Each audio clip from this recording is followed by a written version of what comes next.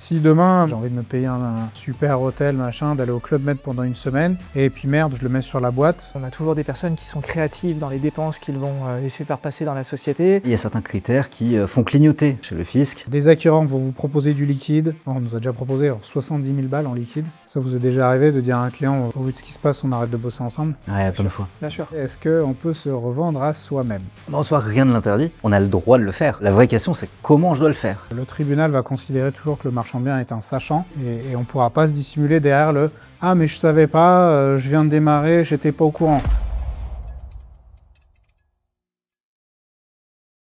Bonjour à tous et bienvenue dans ce dernier épisode de la mini-série consacrée à la fiscalité du marchand de biens. Je suis à nouveau avec Guillaume Paur et Maxime Pêche du cabinet Only Compta. Messieurs, merci à nouveau de me recevoir. Et dans ce dernier épisode, on va parler des erreurs les plus fréquentes, des cas de figure qui reviennent assez souvent. Et on va essayer de donner vraiment des exemples concrets et aussi répondre aux questions qui peuvent revenir le plus souvent lorsque vous avez des aspirants marchands de biens ou des marchands de biens en place en face de vous. Et je vais commencer par une question qui m'est posée assez régulièrement, que ce soit en formation ou ailleurs, c'est quelles sont les erreurs les plus fréquentes qui peuvent mener à un redressement fiscal? Très bonne question, effectivement. Donc, il faut savoir que les redressements n'arrivent pas non plus tous les jours, mais il y a certains critères qui font clignoter, en tout cas chez le fisc. On peut avoir des taux de marge qui sont complètement déconnants. Par exemple, une opération où j'ai 2% de marge, pourquoi est-ce que j'y vais si c'est pas pour gagner de l'argent? Donc c'est hors taux sectoriel. Donc je rappelle, 18 à 20% en moyenne.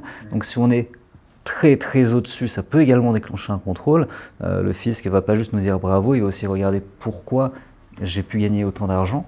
On peut avoir des erreurs sur la fiscalité TVA, parce qu'il faut savoir que les opérations marchands, eh bien, sont vraiment analysées opération par opération, c'est-à-dire que ce qu'on déclare au notaire, ce qu'on déclare en valeur d'achat, ce qu'on déclare dans le suivi de tout ça, peut faire l'objet d'une analyse, parfois sans qu'on en soit conscient, donc parfois en sous-marin total. Et après, on peut avoir les erreurs un peu plus habituelles de choses qui se passent dans la société qui sont déconnantes par rapport à la réalité d'un marchand de biens. Demain, j'ai, je sais pas, 50 000 euros d'indemnité kilométrique, c'est-à-dire grosso modo 80-90 000 bornes au compteur par an. Ça peut justifier un contrôle. Tu as peut-être d'autres cas de figure, Guillaume, que tu voulais rajouter ? Non, je pense que tu as bien résumé. Alors effectivement, on a toujours des personnes qui sont créatives dans les dépenses qu'ils vont essayer de faire passer dans la société. On a parlé dans une autre précédente vidéo du loyer à soi-même, qui n'est pas forcément en soi une erreur, mais qui peut être des choses, si elles sont mal appréhendées, qui peuvent vite conduire à un contrôle. Parce que je rappelle qu'on déclare maintenant avec la décloyer, on déclare les loyers qui sont versés et qui sont les preneurs et les bailleurs.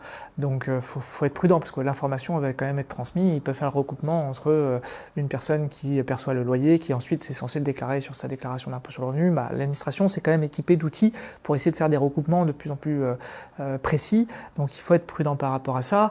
On peut avoir effectivement d'autres erreurs tu l'as précisé, sur des marges qui sont anormalement basses, mais ça peut être aussi des marges anormalement élevées.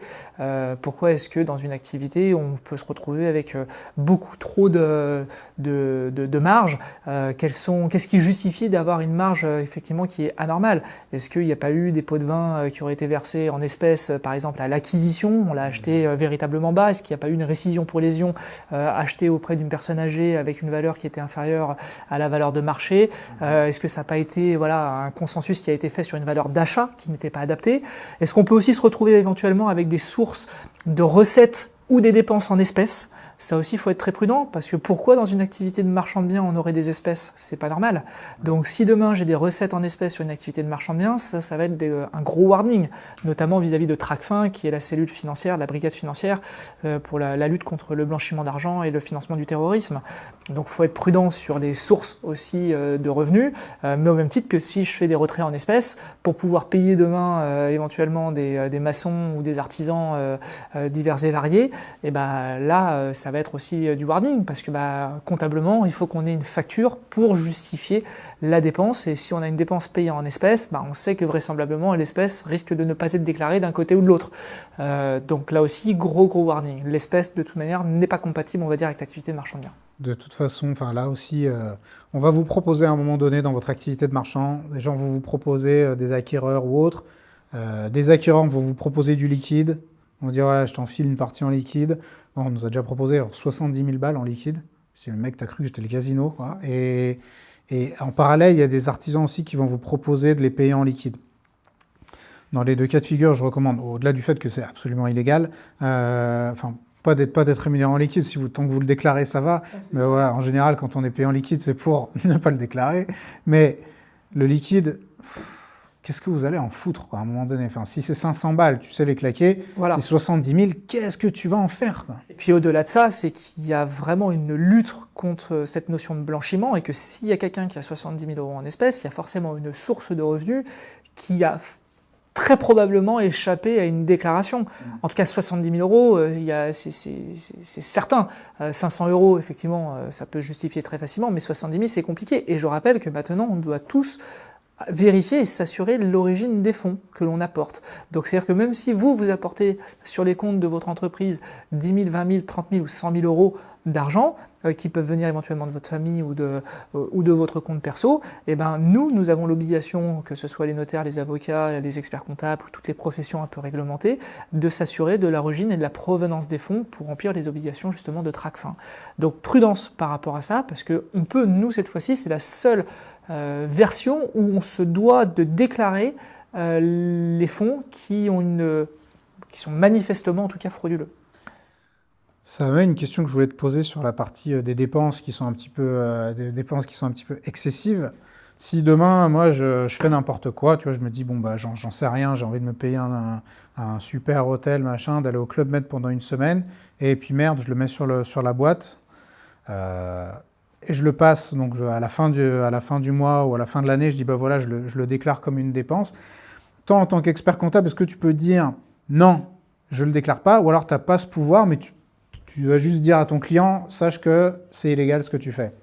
Alors on est toujours border, c'est une situation qui est toujours complexe parce que on part du principe tout de même que ce qui est payé sur la boîte, c'est des frais de société, c'est pas mon rôle d'aller investiguer, je suis pas inspecteur du flic, je suis pas dans cette logique d'investigation.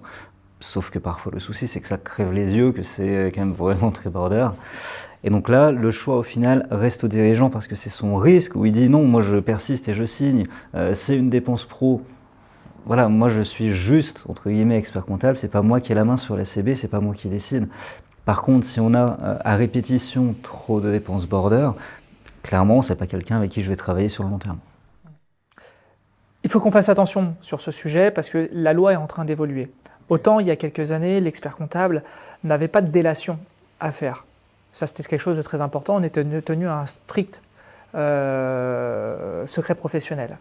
Et c'est toujours valable. En revanche, lorsqu'il y a une fraude qui est manifestement avérée en fraude fiscale significative, maintenant tout expert comptable et toute profession réglementée se doit et est dans l'obligation, sinon c'est lui qui prend la responsabilité pénale, mais il est dans l'obligation de déclarer, justement j'en parlais tout à l'heure à Tracfin, toutes ces opérations frauduleuses. Donc, quelqu'un qui fait passer un costume à 2000 euros, etc., comme le dit Maxime, c'est pas nous qui allons devoir justifier de ce caractère vraiment dans l'intérêt de l'activité. En revanche, si on voit qu'il y a une opération qui est totalement déconnante avec l'activité et qui est assimilée à une vraie fraude fiscale, faut être prudent parce qu'on va alerter le client en disant qu'il a fait une belle connerie. Donc il faut vite qu'il régularise, mais voilà, les incidences peuvent être beaucoup plus lourdes parce qu'on va se devoir de informer en tout cas l'administration par rapport à ça. Donc ça veut dire que demain, vous allez peut-être être les petits mouchards du fisc. En tout cas, c'est ce que tend la loi, et c'est là-dessus que toutes les professions essayent de garder un peu son indépendance, parce qu'on ne veut pas être les auxiliaires de justice de l'administration fiscale. Ouais. L'administration, elle doit s'équiper de ses propres contrôleurs, c'est son rôle, elle doit avoir en interne ses salariés, et là, ils sont en train de vouloir privatiser, on va dire, cette fonction-là, en disant, attendez, il y a des métiers, il y a des experts comptables, il y a des avocats, il y a des notaires qui font très bien leur devoir, parce qu'ils répondent à des déontologies, à des normes professionnelles, on va leur dire, vous faites le travail à notre place, et vous nous rapportez les dossiers finalement qui sont canard boiteux pour que nous on ait juste à lever le petit doigt sur les dossiers que vous nous avez apportés. Donc là, on se bat tous pour essayer de dire attendez, il faut respecter aussi notre devoir qui est un devoir de conseil, un devoir avec du secret professionnel, et on n'est pas des auxiliaires de justice. Donc voilà, il faut quand même qu'on arrive à séparer. En tout cas, nous les experts comptables, on ne l'est pas, contrairement aux notaires. Ouais. qui sont des officiers ministériels. Voilà, donc il y a en tout cas une tendance qui est à la lutte contre le blanchiment et le financement du terrorisme. Et dans ce cas-là, on essaie de taper sur toutes les personnes qui peuvent être des acteurs pour cette lutte-là, et donc d'essayer de les inciter à rapporter et à rapiner, on va dire, un peu tout ce qui est en train de se mettre en place. Donc bon, on n'a jamais eu, nous, de clients avec des fraudes qui sont extrêmement importantes, mais l'intérêt de la loi, c'est le blanchiment d'argent et le financement du terrorisme. C'est pas le restaurant 3 étoiles que tu passes avec ta femme, quoi. Normalement, non. Et je rebondis là-dessus, c'est un truc où on en parle de manière très ouverte parce que c'est important de sensibiliser, mais c'est quelque chose auquel sont soumises toutes les parties prenantes. Il y a la banque, il y a le notaire, et toutes ces personnes-là qui n'en parlent pas forcément, dès que c'est un peu louche, ne vont pas se prendre la tête et sont soumises aux mêmes obligations. Demain, tu fais un virement de 20 000 balles à ta banque, le compte de provenance n'est pas trop identifié, t'en fais pas, ça part à traque fin, c'est tout pareil. C'est certain. Ouais. Exactement. S'il y a une provenance d'un fonds qui vient d'un compte de Chypre ou qui vient de Syrie, tu es certain que le truc il est déjà sur le bureau du procureur en 2 temps 3 mouvements. Ouais. Donc, et que ça soit de l'expert comptable, de la banque, du notaire, voilà, tout le monde a cette obligation de le déclarer parce que c'est sa responsabilité pénale qui en découle derrière. Donc il faut être très prudent. Donc faut pas. On est là pour essayer de trouver des petites optimisations. On n'est pas là pour faire du banditisme. Mais vous êtes aussi là pour conseiller, mais pas nécessairement pour... vous ne portez pas la responsabilité à la place de votre client. C'est-à-dire qu'à un moment donné, voilà, si le client fait le choix, vous pouvez lui dire « Attention, moi je t'alerte là-dessus, ça me paraît être déconnant comme truc », mais ça reste sa responsabilité. Au final, c'est lui qui reste responsable de sa déclaration. Tout à fait. C'est lui qui est responsable. Nous, on a quand même, dans le cadre de notre devoir professionnel, une responsabilité qui en découle. On doit faire respecter la loi et respecter nous-mêmes les lois.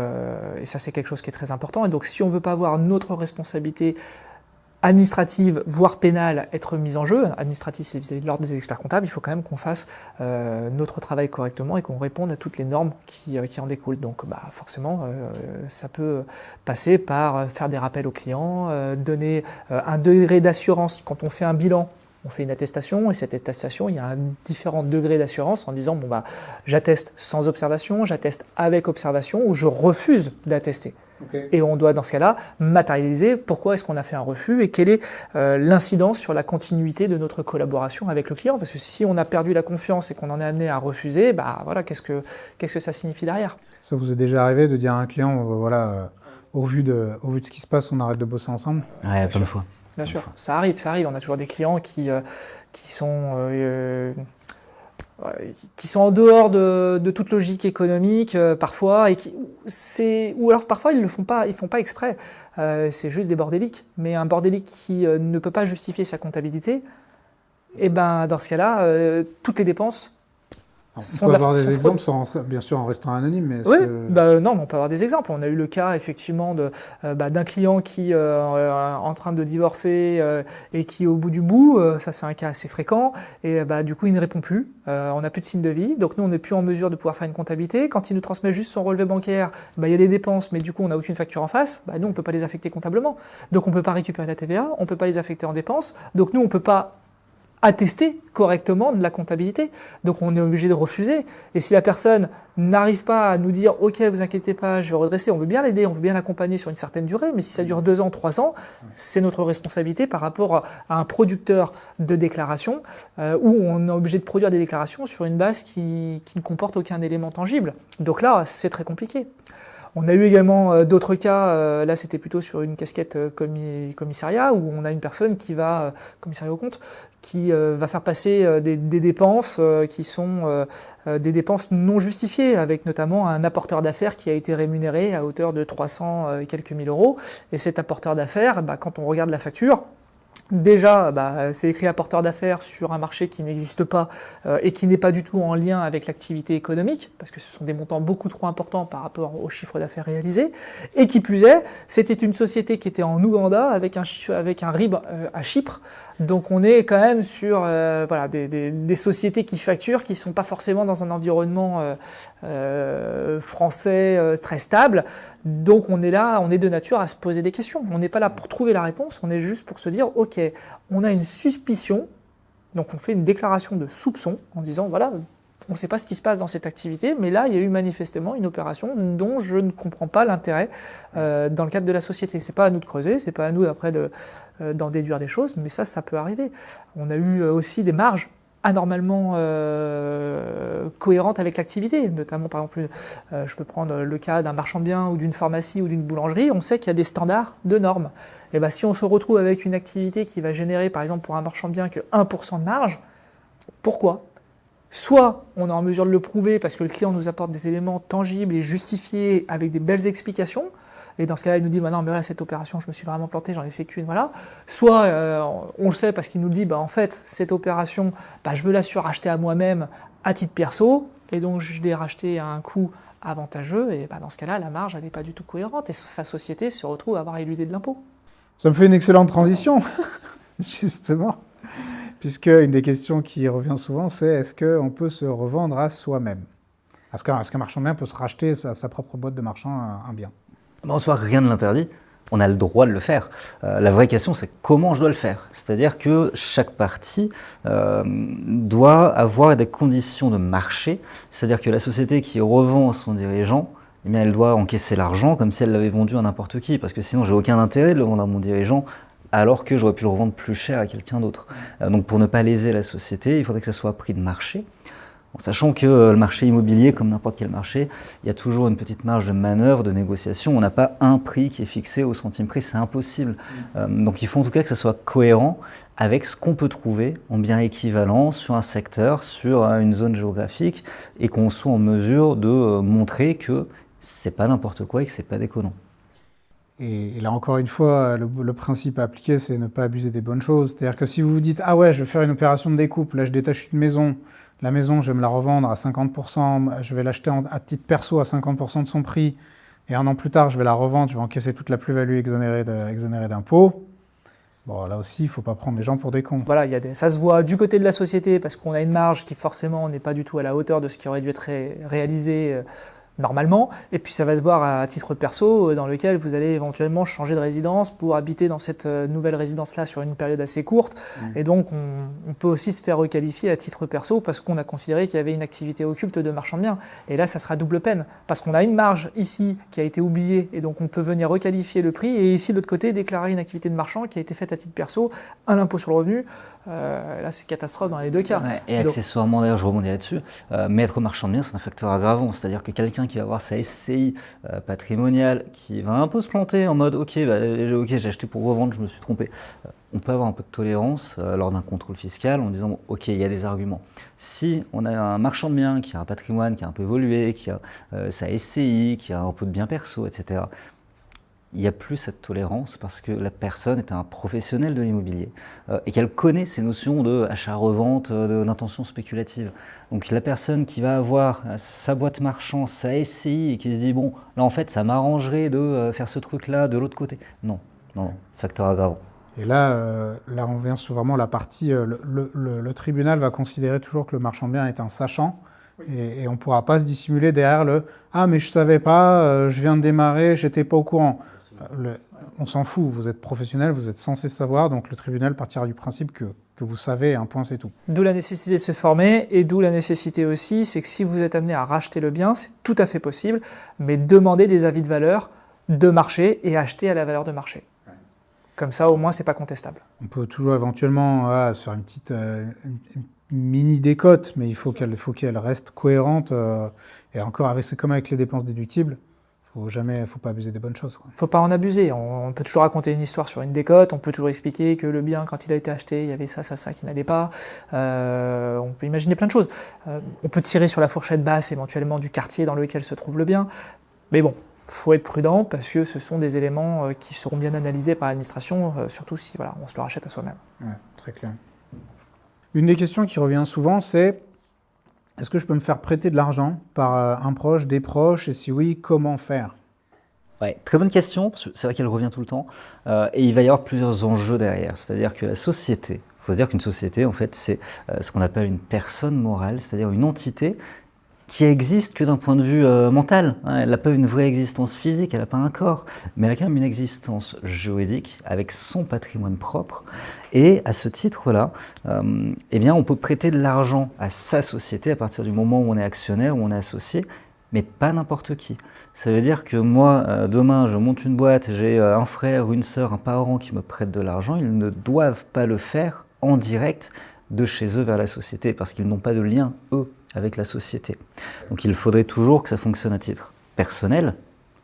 Mon frère, ma sœur, le parent me prête de l'argent à moi, et ensuite, je le remets dans la société en tant qu'actionnaire, en tant que dirigeant. Donc ça, c'est le schéma idéal, parce que comme ça, on peut faire des déclarations de prêt entre proches, on peut vraiment formaliser tout ça et être dans les clous. L'inconvénient, c'est que si on veut rémunérer ce prêt, eh ben on sort un peu du cadre. Parce que ma société, en soi, ça va transiter par moi, et je ne peux pas verser de commission, je ne peux pas verser des intérêts en direct, il n'y aurait pas de justification. Donc c'est là qu'il faut vraiment peaufiner le montage.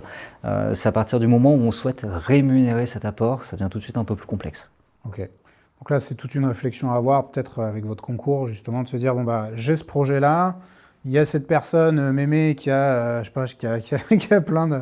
On va aller mettre un coup de canif dans le matelas pour aller récupérer le cash parce qu'elle va m'aider à lancer mon activité. Il y a plein de solutions.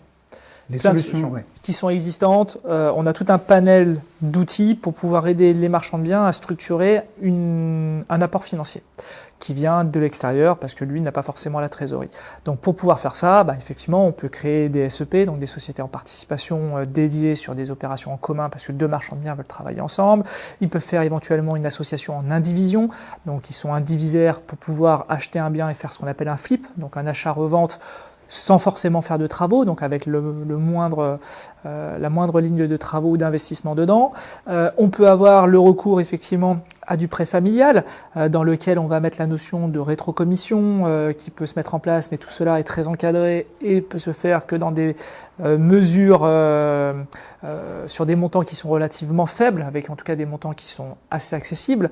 Et par contre, on peut aller aussi sur des emprunts obligataires, donc des choses beaucoup plus structurées juridiquement, où cette fois-ci, on va être déplafonné au niveau des montants d'apport, au niveau des montants des intérêts. Et donc, tout ça, effectivement, fait l'objet d'une analyse en fonction du cas précis qui va nous être présenté, et on va dire, dans ton cas, celui qui devrait effectivement être le plus pertinent sera plutôt celui-ci, et on va essayer de peser à chaque fois le pour et le contre en fonction d'une part du coût que cela peut représenter, parce que par exemple un emprunt obligataire va coûter cher dans sa mise en place, parce qu'il y a des actes juridiques qui sont excessivement lourds. On peut avoir le recours aussi à un commissaire aux comptes, puisque si la société n'a pas de bilan, elle est obligée de faire certifier ses comptes par un commissaire aux comptes, en tout cas certifier la mise en place de l'emprunt obligataire par un commissaire aux comptes.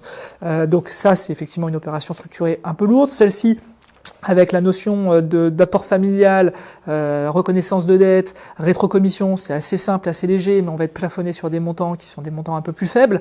Donc là, on est sur plutôt des billets de 100 000 euros. Après, on va se retrouver sur d'autres opérations éventuellement en commun, et donc il peut y avoir des incidences comptables, fiscales, juridiques qui sont plus ou moins variées. Et donc c'est pour ça que ce panel-là, il ne peut passer que par une étude approfondie et une analyse, une communication avec le client qui va nous exposer son projet. Et là-dessus, j'ai aussi beaucoup, on les voit souvent en formation, les gens qui essayent ils veulent tout savoir, ils veulent tout comprendre, comme s'ils allaient se transformer en avocat fiscaliste ou en avocat ou en expert comptable.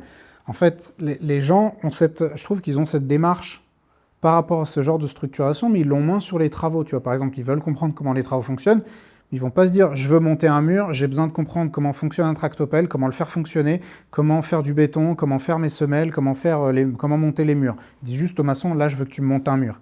Par contre, quand il s'agit de sujets de structuration, ils veulent tout savoir. Et en fait, juste, vous n'avez pas besoin de tout savoir.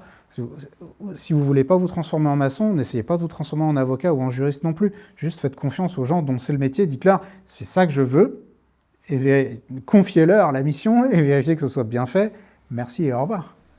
C'est vrai, on a souvent ce cas-là où on essaye de tout comprendre, notamment dans les montages holding, les apports, les plus-values en report d'imposition. Donc il y a quand même des choses qui doivent être maîtrisées. Après, sur les formalités juridiques, sur les dépôts, grève, journal d'annonce légale, etc., on va dire ça, c'est vraiment propre à notre métier.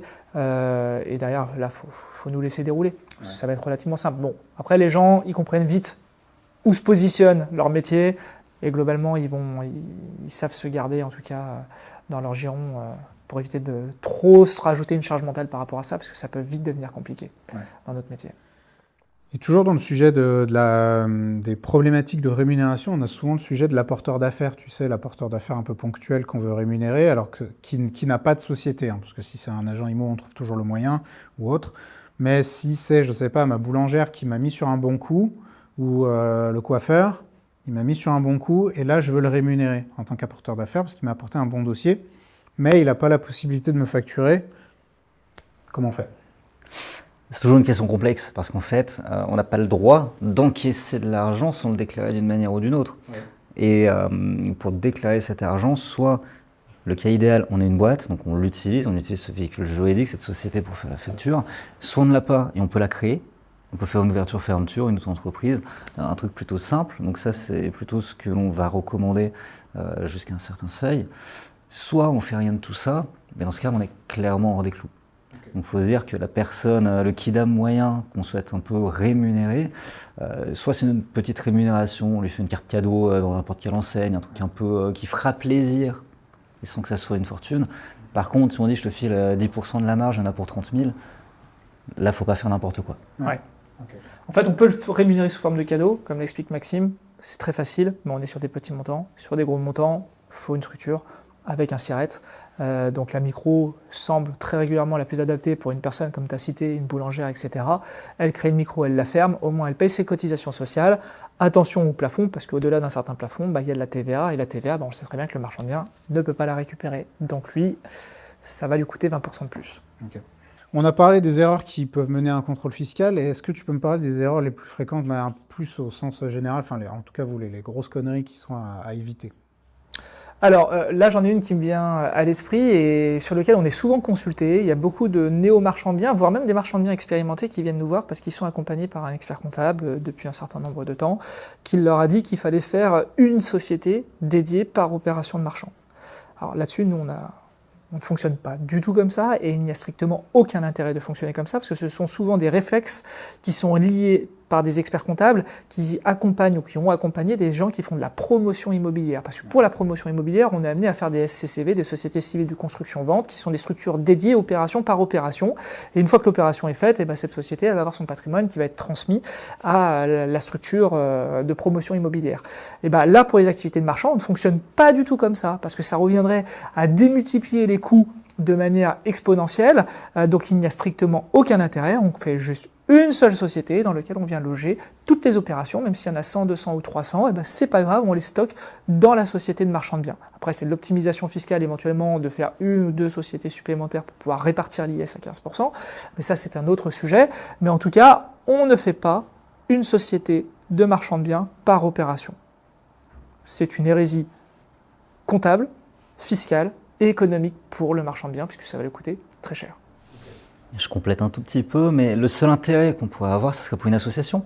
C'est-à-dire que j'ai ma boîte, mais je veux faire une opération avec quelqu'un d'autre, et là on crée une structure commune, et là il y a un intérêt, bien entendu, parce que la répartition capitalistique est différente, parce qu'il y a un vrai but derrière. Mais si c'est entre moi, et que je fais 15 petits MDB dessous, juste pour faire 15 opérations, voilà, aucun intérêt. Autre petite erreur que l'on peut rencontrer, ça va être le choix de la forme juridique que l'on a vu dans une autre vidéo, où on a des marchands de biens qui vont se créer directement en SARL, alors même qu'ils n'ont pas de souhait de se rémunérer, et donc ils vont se retrouver à payer une cotisation minimum chaque année, qui va être de l'ordre de 1 500 € une fois qu'on a dépassé les 12 mois, donc d'ACRE, et en fait ces 1 500 € ils sont payés à fond perdu. Donc le choix de la bonne forme juridique au démarrage pour quelqu'un qui ne souhaite pas se rémunérer, il est essentiel, et dans ce cas-là, ça sera plutôt une SASU ou une SAS, et donc ça c'est aussi quelque chose que l'on peut rencontrer assez fréquemment. On en a effectivement d'autres qui se trouvent régulièrement avec les impacts en matière de TVA. On en a parlé aussi dans des précédentes vidéos, mais des gens qui vont faire appel à des prestataires de services ou à des prestataires de travaux et qui ne vont pas étudier les factures et qui vont se retrouver avec une TVA à 20 alors qu'ils étaient éligibles à une TVA à 10, voire une TVA à 5,5 si on est sur des travaux de rénovation énergétique. Et donc ça aussi, c'est un cas très fréquent que l'on va rencontrer sur une bêtise qui fait perdre de l'argent aux marchands de biens inutilement. On avait parlé aussi du juridique en ligne. Donc on peut passer par des prestataires qui vont toujours être beaucoup plus low cost les uns que les autres, mais derrière, on peut avoir des incidences qui peuvent être assez désastreuses sur des montages qui sont mal effectués ou sur des dates de clôture qui ne sont pas adaptées, sur un montant de capital social qui n'est pas du tout cohérent pour la banque et pour l'investissement qui en découle. Donc ça aussi, ce sont des choses où il faut être très prudent parce que une mauvaise date de clôture, ça peut rajouter des frais de bilan parce que on n'a pas fait les choses correctement. On peut se retrouver aussi avec quelqu'un qui veut créer une holding. Et cette holding, elle va se retrouver à facturer des prestations parce qu'on pense qu'on veut activer sa holding comme on le ferait sur une activité classique commerciale. Et en fait, une société holding qui facture, c'est une société de prestation de services et il y a de la TVA. Et donc certains confrères experts comptables qui sont habitués à fonctionner dans des activités économiques classiques, n'auront pas pensé à l'incidence justement de la non-récupération de la TVA dans la société de marchand de biens. Donc il y a aussi des petits réflexes comme ça à avoir et sur lesquels toutes ces petites choses, ce sont des anomalies qu'on peut rencontrer bien plus souvent qu'on l'imagine. Ça se corrige, mais ça peut laisser quelques traces financières, en tout cas au passage. Donc prudence par rapport à ça. De toute façon, il y a trois professions sur lesquelles il ne faut vraiment pas faire l'impasse. Enfin, en tout cas, il faut prendre un professionnel qui a l'habitude des marchands. C'est le notaire, l'avocat et l'expert comptable. Un avocat fiscaliste, pas un avocat en droit des sociétés, parce que l'avocat des droits des sociétés, ça peut être très adapté sur... Je parlais plutôt sur le contentieux. Ouais, alors sur le contentieux. Ouais. Je parlais plutôt du contentieux. Contentieux fiscal. Si tu as du contentieux en IMO, va pas prendre un avocat qui fait, du droit de la famille, quoi. Ouais, donc c'est pour ça, effectivement, en droit immobilier, ça peut être aussi sur l'urbanisme, parce qu'effectivement, en urbanisme, un avocat spécialisé, ça vaut tout l'or du monde, au même titre qu'un avocat, pour nous, sur la gestion de la TVA, pour pouvoir défendre effectivement les problématiques en cas de question de l'administration, ou tout simplement pour pouvoir aiguiller, parce que parfois, quand il faut rentrer dans des sous-lignes et des alinéas d'alinéas, on a besoin d'avoir quelqu'un aussi qui a une expérience qui est dédiée qu'à ça. Et on a aussi tout un panel de relations qu'on s'est tissé depuis un certain nombre d'années avec tous ces acteurs-là. Il faut avoir des gens et s'entourer en tout cas des meilleurs pour pouvoir être à l'aise et se sentir à même de pouvoir déployer son activité de marchand dans les meilleures conditions. Pour les personnes qui veulent lancer ou développer une activité de marchand, est-ce que vous avez des conseils autres que ceux que vous avez dispensés tout au long de ces épisodes ? Un dernier conseil sera peut-être économique, c'est la gestion du planning, parce qu'on réfléchit beaucoup au planning des opérations marchands, essayer d'avoir un certain roulement, de ne pas faire traîner les opérations, mais le timing sur la partie un peu plus administrative, c'est également très important. Solliciter un expert comptable très tard, à 3 jours de signer l'acte déclaratif, c'est une ânnerie. Créer une holding trop tôt, c'est pas forcément une ânnerie, mais ça a un coût certain et il faut peser le pour et le contre.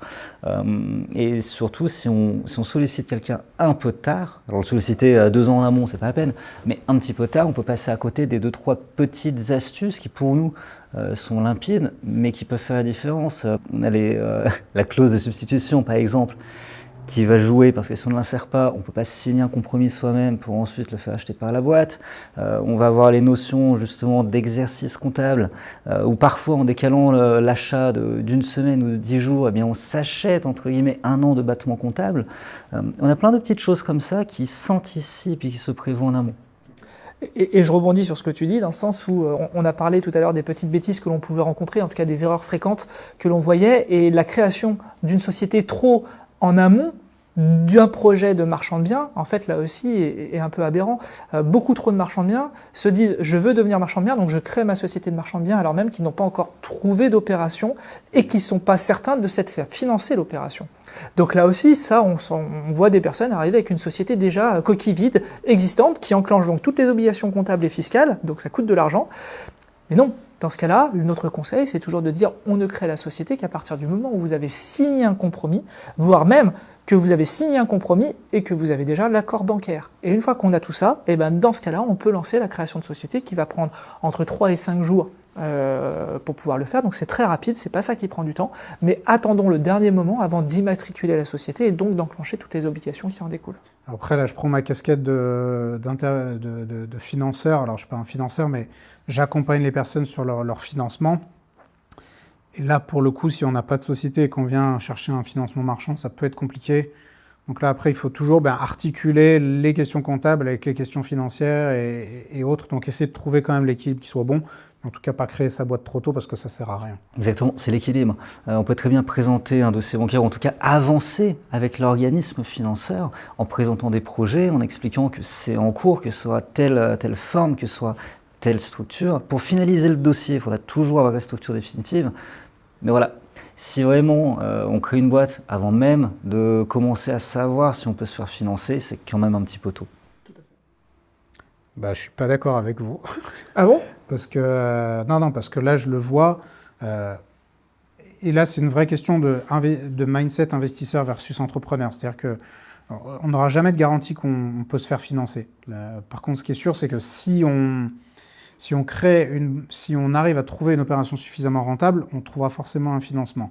Le fait est que si on se pointe demain auprès d'une banque, même avec une opération très intéressante, mais qu'on n'a pas de société, on va être beaucoup moins crédible. Déjà qu'un néo-marchand a plus de difficultés à se faire financer qu'une personne installée. Tu auras toujours la même chose. C'est-à-dire qu'une société qui est vide, qui vient d'être créée, parce qu'elle a été créée 1 mois ou 2 mois avant, la banque, de toute manière, ton opération, c'est comme si elle n'existait pas. Non, mais tu as déjà une boîte qui existe, tu as déjà mis un capital social. Oui, mais c'est la même chose. Nous, et aux yeux de la banque, ça a une valeur. Ah ben, nous, on n'a jamais eu de problème. Justement, c'est de créer tout en amont, c'est-à-dire que tout est déposé, projet de statut avec le capital définitif, donc il y a tout qui est en place. C'est juste que pour appuyer sur le bouton pour l'envoyer au greffe et avoir le cabis, et ben dans ce cas-là, on attend le dernier moment que la banque ait donné son accord de principe. Et nous, à chaque fois, c'est ça, c'est la banque donne son accord de principe sous réserve de la création effective de la société. Et après, on le finalise au dernier moment. Bon, en tout cas, pour discuter avec pas mal de financeurs, qu'ils soient banquiers ou investisseurs privés, ils donnent plus de crédit à une personne qui a déjà une structure, même si elle n'a pas forcément de bilan. Dire, OK, le gars ou la nana a fait la démarche. Quoi. Mais la problématique de fond, c'est surtout si une personne néo-marchand de biens en est à faire venir des investisseurs dès sa première opération, c'est plus compliqué, tu vois. Pour moi, un néo-marchand, il doit arriver, il doit déjà faire ses preuves en tant que néo-marchand. Donc, soit il les fait financer sur fonds propres, soit il le fait financer par emprunt bancaire.